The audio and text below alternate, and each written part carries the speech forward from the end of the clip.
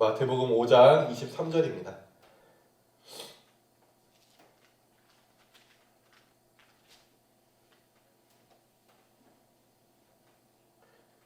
우리 함께 읽도록 하겠습니다.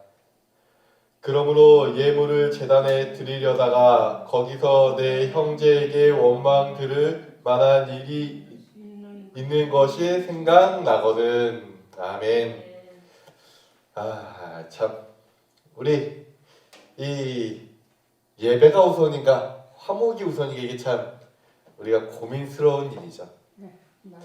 우리가 되게 많은 고민을 합니다. 사실 우리뿐만 아니라 교회 다니는 모든 사람들의 고민이 이거예요. 그렇잖아요. 이게 가족하고 막 대판 싸웠어요. 그러면 이제 고민이 되는 거죠. 오늘 이제 교회를 가야 되나 말아야 되나, 내가 대판 싸웠는데. 이게 교회 다니는 모든 사람들의 고민이고요. 그리고 제가 듣기로 목사님들의 가장 큰 고민 중 하나입니다. 왜냐면 아침에 그 사모님하고 부부싸움을 하고 나서 아이고 이게 설교단에 올라가야 되는데 이걸 올라가야 되는지 말아야 되는지 사람들이 기다리고 있고 이게 설교는 안 되는 것도 아닌 것 같고 이런 고민을 한다고 그러더라고요. 이렇게 굉장히 큰 우리의 고민이 바로 이러한 부분이죠. 이게 오늘 말씀대로면 이게 지금 예배를 드리는 게 아니라 지금 저 사람한테 용서를 빌러 가야 되나 이런 생각도 들고요. 오늘 본문 말씀만 뚝 하고 떼어놓고 보면 이제 이런 생각이 드는 거죠. 이게 대판 싸웠는데 말이야, 내가 어떻게 주님의 볼 면목이 없구만, 내가 주님 뵐 면목이 없으니 오늘은 좀 쉬기로 합시다, 이렇게 생각하기도 합니다. 맞아요. 이게 그래서 우리에게 굉장히 큰 고민이죠. 그러면 우리는 이거를 어떻게 해결을 해야 될까요? 우리가 이 본문을 요것만 똑 떼놓고 보니까 그런 겁니다. 요것만 똑 떼놓고 보면 내가 이거 싸웠는데 어디 나갑니까 하고 안 나가게 되죠.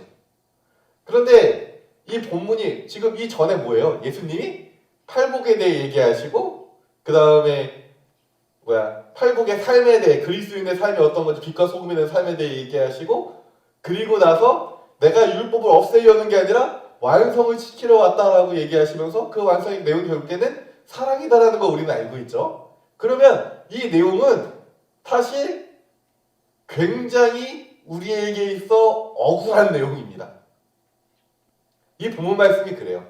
이 본문 말씀 우리가 조금만 살펴보면 이게 내가 교회 안 나갈 핑계가 생겼구나 이런 게 아니라, 이 본문 말씀을 우리가 조금만 더 자세히 살펴보면 이 본문 말씀만큼 우리 그리스도인들이 억울한 그 본문이 없어요. 왜 그러냐면 이 본문 말씀은 이 핵심만 제가 바로 말씀드리면 뭐냐면요, 네가 예배드리러 나오려고 하냐? 그러면 너 주변 사람들한테 네가 그냥 져라, 이 이야기인 거기 때문에 그렇습니다. 이게 싸워서 이겨라 이게 아니라, 너 지금 예배 나오고 싶어, 너 나에게 나오고 싶니? 그러면 너 지금 그 싸우고 있는 사람한테 네가 지고 나서 나에게 나오라는 얘기예요. 왜냐면 잘 생각해 봅시다. 우리가 이 사람하고 대판 싸웠어요. 그러면 내가 이 사람과 이거 해결하고 교회 나와야 된다는 게 오늘 내용이니까요. 이걸 해결하고 예배 드리러 나와야 되는데, 그러면 이게 홀번 내가 이 사람한테 전화해가지고 야 지금 당장 나랑 한번 싸워보자 해가지고 내가 잘못 안 했고 네가 잘못했으니까 빨리 나한테 사과해 해가지고 전화를 하면 이 사람이 그 전화 받자마자 갑자기 눈물을 흘리면서 내가 잘못했어 이러면서 합니까? 아니면은 뭔 말도 안 되는 소리 하면서 같이 불을 냅니까? 같이 불을 내죠? 그러면은 교회 나올 수 있을까요? 못 나올까요? 아마 그 예배 드리고 바로가 아니라 아마 한 일주일이 지나도 교회 못 나올 겁니다. 왜요? 이거 빨리 해결하려고 하면 할수록 이 사람과 더 크게 싸움이 일어날 수밖에 없습니다. 그렇잖아요. 그런데 오늘 말씀 보니까 뭐라고 얘기합니까? 예물을 제단에 드리려다가 거기서 내 형제에게 원망할 만한 일이 있는 것이 생각이 나면 그걸 예물 드리던 거 뭐라고 되어 있냐면요, 예물을 제단 앞에 두래요. 제단 앞에 두고, 그러니까 이게 참 말씀이 예물을 챙겨 들고 집에 가서 그가 화해하고 돌아오라 이러면은 급하지 않잖아요. 예물을 집에 가지고 갔으니까.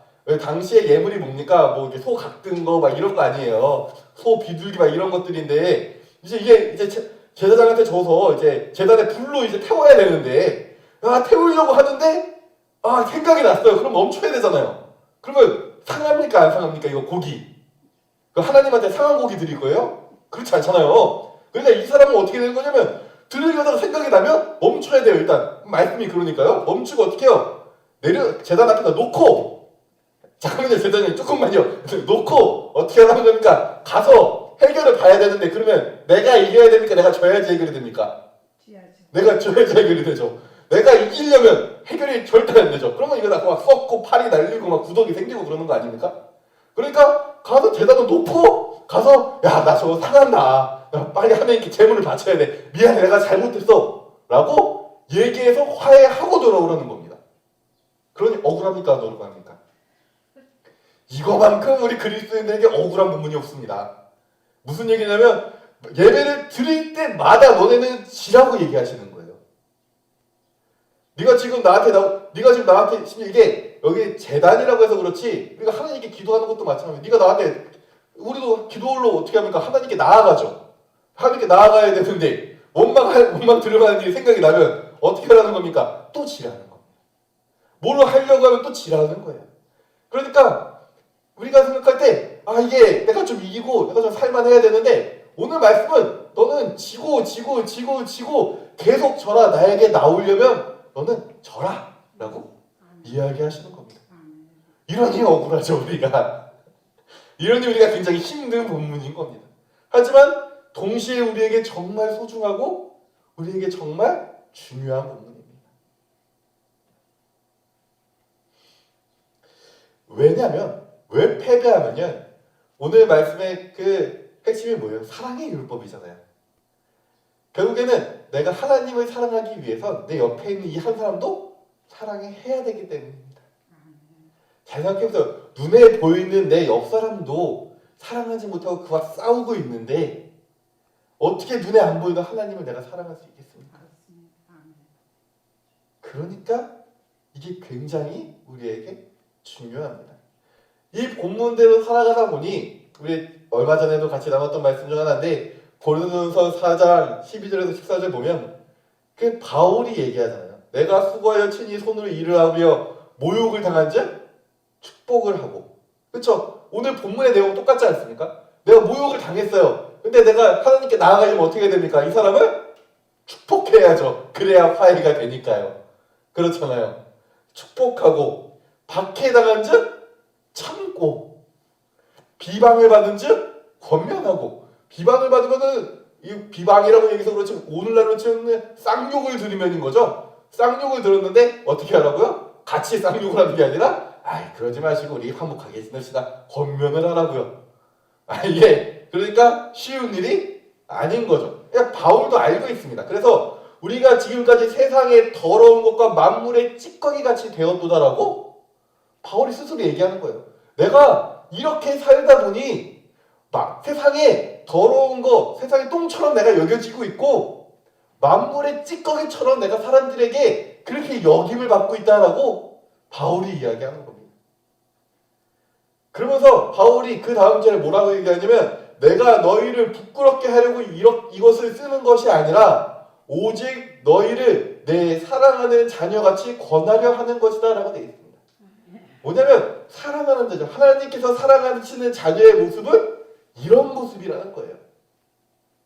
하나님께서 자녀를 사랑하는 모습은 이기고 승리하고 쟁취하고 사람들을 위해 떵떵거리고 사는 것이 아니라 낮아지고 예배 드릴 때마다 내가 너무 억울한데 아까 전에 얘기하셨듯 너무 괴롭고 너무 억울하고 막 가슴이 답답한데 그래서 어떻게 하는 겁니까? 주님을 바라보며 내가 잘못 안 했어도 때로는 내가 잘못했다 이야기하고 나 같은 잘못됐다고 용서를 드려야죠. 그렇죠. 그러니까요. 그게 지금 주님이 우리에게 원하시는 모습이고 그게 주님이 네가 바른 길로 걸어가고 있다라고 응답해 주시는 모습인 겁니다. 그래서 우리는 굉장히 항상 질 수밖에 없는 존재입니다. 그러니까 바울도 방금 전에 다시 얘기했듯 바울이 오죽했으면 좀 좋은 말도 있잖아요. 우리가 세상에 하찮은 존재가 됐다 이 정도만 해도 괜찮을 것 같은데 세상에 더러운 것과 만물의 찌꺼기다 라고 얘기할 정도로 낮아지고 더 낮아진 겁니다. 그러니 이 참 쉽지 않은 길이죠. 하지만 우리가 걸어가야 되는 길입니다. 그러면 어떻게 됩니까? 우리가 결국 이렇게 되는 거죠. 이걸 다시 말씀드리면 예배 드리기 전에 너는 짓는 사람이 되어라 라고 하나님이 이야기하시며 교회 나가기 전에 누가 너한테 모욕을 줬느냐? 그러면 그 사람을 위해 축복해줘라. 교회 나가기 전에 누가 너를 막 박해하고 미워했느냐? 그러면 참아라. 교회 나오는데 누가 지나가다가 쌍욕을 했느냐? 그러면 그러지 말라고 권면해 주어라. 그러면 그 사람들이 너희를 위대한 사람을 여길 것이다라고 얘기하는 게 아닙니다. 그 사람들이 너를 세상의 더러운 것과 만물의 찌꺼기 같이 여길 것이다. 하찮은 사람을 여길 거다라고 이야기하는 겁니다. 그렇잖아요. 세상적으로 봐도 그렇게 살면 사람들이 무시하고 사람들이 하찮게 여깁니다. 맞습니다. 그런데 주님이 다시 얘기합니다. 괜찮다. 그것이 내가 사랑하는 사람의 모습이다. 괜찮다. 그것이 널 위해 십자가를 지고 가신 예수 그리스도의 길이다라고 이야기하시는 겁니다. 아멘. 잘 생각해보면 주님의 모습도 똑같지 않습니까? 아멘. 모욕을 당하실 때 참으시고요. 축복도 해주시고 박해도 당하실 때 참으시고 비방을 당하는데 그들에게 바른 이야기를 하며 그들이 다시 주님의 품에 안길 수 있도록 끊임없이 노력하실 때 어디까지 노력하십니까? 십자가를 지고 죽기까지 노력하십니다. 그리고 그 주님이 걸어가신 길을 우리는 어떻게 하는 겁니까? 지금 따라가고 있는 겁니다. 아멘. 확실하게 말씀드립니다. 그 길은 금으로 포장되고요. 아스팔트가 잘 깔려 있고 뭐 아주 평평하고 넓은 좋은 길이 아닙니다. 그 길은 주님의 피로 얼룩진 길입니다. 좁은 길로 가는 거지. 그렇죠? 좁은 길이고 주님의 피로 얼룩진 길입니다. 왜요? 주님이 먼저 그 길을 피 흘리시며 걸어갔기 때문입니다. 우리는 그 길을 따라 살아가는 겁니다. 그게 사랑받는 자고 그게 나의 십자가를 지고 살아가는 길이기 때문에 그렇습니다. 그러니까 우리가 한번 잘 고민해 봐야 됩니다. 잘 고민해 봐야 됩니다. 많은 사람들이 여기서 자꾸 넘어집니다.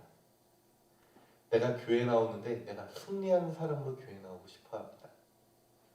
그러니까 어떻게 하냐면 세상 말세에서 이악 물고 싸우고요. 이악 물고 어떻게든 내가 이기려고 하고요. 사람들한테 욕을 먹어도 내가 이기는 자리에 섭니다. 그리고 교회 나갑니다. 그러면 사람들이 어떻게 합니까? 그 사람 보고 교회 나가는 그 모습 보고 다 손가락질하죠. 우리는 겸손해지고 낮아져서 그리고 그들과 계속 화해함으로 만물의 찌꺼기처럼 여겨지는데 그 사람은 승리하고 이겼는데 똑같이 뭐로 여겨집니까? 만물의 찌꺼기처럼 여겨집니다. 아유 뭐 똥이 무서워서 피하나 더러워서 피하자면서 그 사람 피해 다니잖아요. 그 찌꺼기 아닙니까? 만물의 똥이잖아요. 또 만물의 찌꺼기. 똑같은 만물의 찌꺼기인데 한 사람은 하나님께 사랑받으며 주님의 십자가의 길을 따라 걷다가 만물의 찌꺼기가 되고요. 또 다른 사람은 나의 승리와 나의 위대함을 위해 싸우다가 만물의 찌꺼기가 됩니다. 그럼 우리는 어떤 걸 선택하시겠습니까? 나의 승리와 나의 힘을 위해 싸우시겠습니까? 아니면 예배 드릴 때마다 그래 내가 졌어요. 내가 미안해요. 내가 잘못했어요 하며 화해하고 평화를 만들어가며 주님께 사랑받는 자가 되시겠습니까? 아멘. 맞습니다. 이게 우리가 걷는 길이라는 걸 우리가 제발 기억하셔야 됩니다. 이것이 바로 원망에 대한 사랑의 율법입니다. 원망하는 사람들, 나를 원망하고 나를 미워하고 나를 저주하는 사람들에 대한 사랑의 율법입니다. 일반적인 율법은 어떻습니까? 내가 원망하면 원망받은 대로 되갚아주는 겁니다. 눈은 눈으로 이는 이로 똑같이 갚아주는 게 세상의 율법이고 사랑의 율법 이전에 그 조그만한 하나님이 주신 율법이었습니다. 물론 그 또한도 사랑을 기반으로 하지만 그렇습니다. 근데 이 율법이 어떻게 됩니까? 예수님으로 말미암아 확장됩니다. 그리고서 더 이상 눈은 눈, 이는 이로 갚는 것이 아니라 네가 나의 눈을 공격하면 축복해 주는 걸로 바뀝니다. 이 사람이 나의 이를 뽑아가면 사랑해 주는 걸로 바뀌어갑니다. 이게 사랑의 율법입니다. 그래서 사랑의 율법은 항상 그 사랑으로 말미암아 우리를 화목하게 만들기를 요구하십니다. 아멘. 사랑의 율법은 그 사랑으로 말미암아 때로는 내가 지고 패배하라고 이야기하십니다. 지니까 아프잖아요. 그쵸? 예. 아프죠. 지니까 아파요. 이해하는데. 그러니까요. 잊어야 하는데 지니까 너무 아프죠. 그런데도 참 주님이 우리를 그 길로 부르십니다. 그 아픔을 보시고 주님이 나를 사랑해 주십니다. 이게 세상 사람들에게 보상을 받는다, 저는 그렇게 얘기 못하겠습니다. 지금 이 자리에서 우리가 패배했을 때 세상 사람들에게 박수를 쳐줄 거다, 저는 그렇게 말 못하겠습니다. 지금 이 자리에서 우리가 패배했을 때 결국에는 내가 그 사람한테 떵떵거릴 것이다, 그것도 아닐 수 있습니다. 하지만 하나 확실한 게 있는데요. 내가 예배를 드리기 위해 하나님께 나오기 위해 내가 그 사람에게 무릎 꿇을 때 하나님이 나를 집어 세워주십니다. 내가 무릎 꿇을 때 나의 무릎에 하나님이 나서서 연고를 발라주시고 복도 다주시고 사랑을 베풀어 주십니다. 그게 우리가 여전히 패배하는 길을 걷는 이유입니다. 그러니 우리가 항상 예배 드리기 전에 한 번씩 돌아보셨으면 좋겠습니다. 지금 나는 누군가에게 원망받을 만한 일이 있나요? 지금 나는 아직도 누군가의 응어리를 지금 내 마음속에 짊어지고 있지는 않은가? 없습니다. 지금은 하나님밖에 없어요. 그럼요. 누구하고 그게- 싸우지도 않아요. 그럼요. 그게 제일 좋은 겁니다. 그래서 옛날이지 한 30년 전. 그리고 우리가 드문드문 화날 때가 있기 때문에 매 순간 확인해야 됩니다. 그렇죠? 네, 매 순간 확인하고 매 순간 준비해야 됩니다. 그때는 왜 그랬나 모르겠어요. 그 주님을 몰라서 그렇죠. 언제나 주님을 모르면 그렇습니다. 그렇잖아요. 우리가 한글을 모르는데 글을 읽을 수가 있습니까? 못 읽잖아요. 이 글을 배워야지 글을 읽을 수 있는 거죠. 그것처럼 주님을 모르면 누구나 다 그렇게 삽니다. 하지만 우리가 주님을 알기에 우리는 질 수 있는 용기를 얻게 되는 겁니다. 왜요? 주님이 그 길을 먼저 걸으셨으니까요. 그냥 그뿐입니다. 주님이 먼저 그 길을 걸으셨고 먼저 모본을 보여주셨습니다.